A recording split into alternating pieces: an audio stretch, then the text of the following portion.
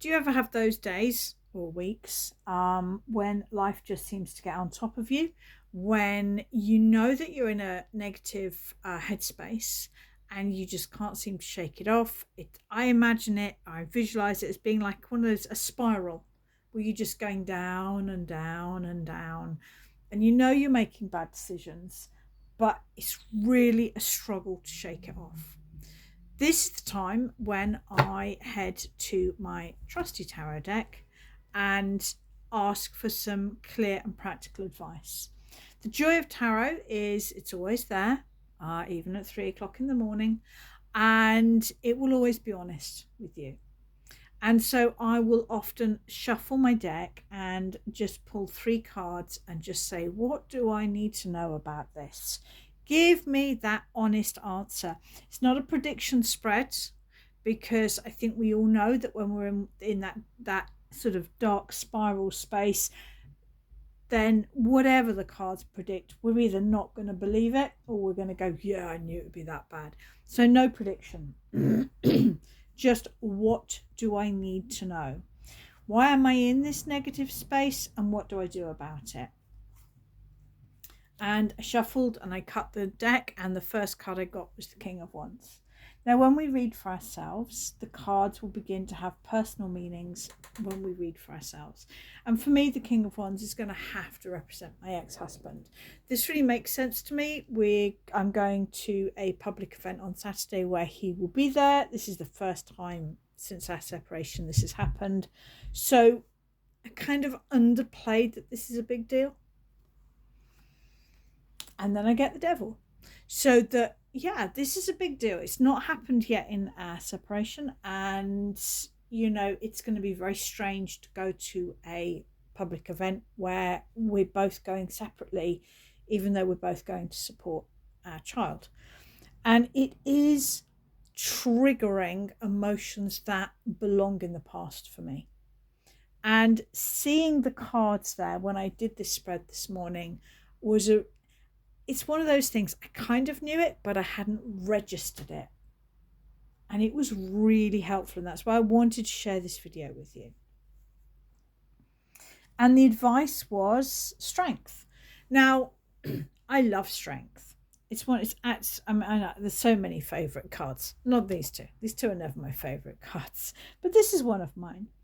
And for me, when I look at strength, I see the feminine energy.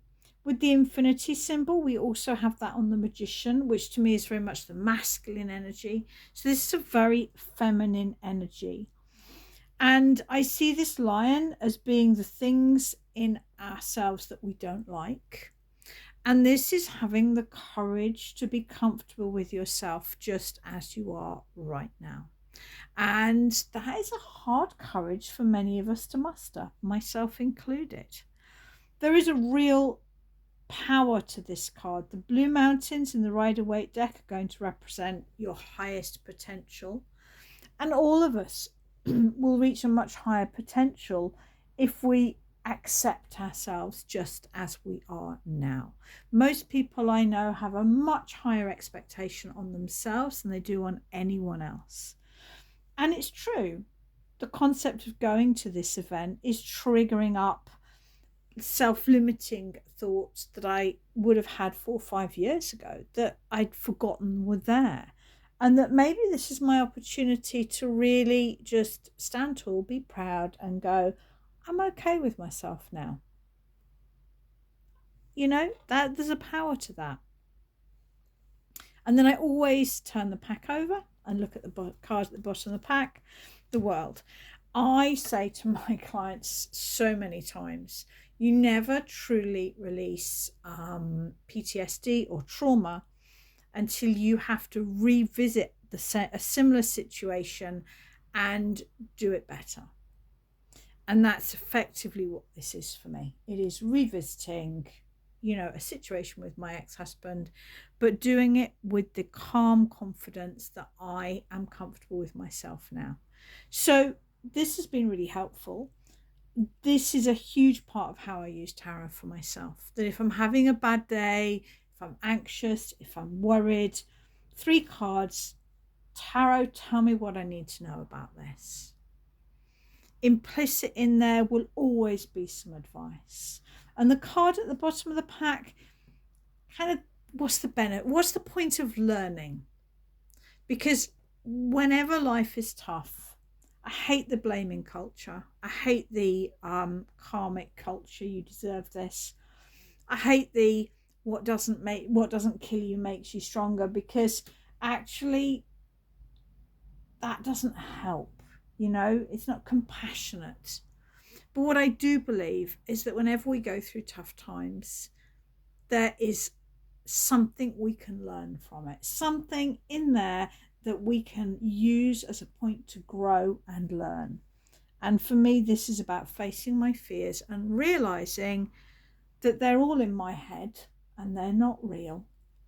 And that's been really helpful for me. It was such a clear reading and such a normal part of my daily practice to just do this sort of spread. I thought I'd share it with you, and I hope it helps you as much as it's helped me.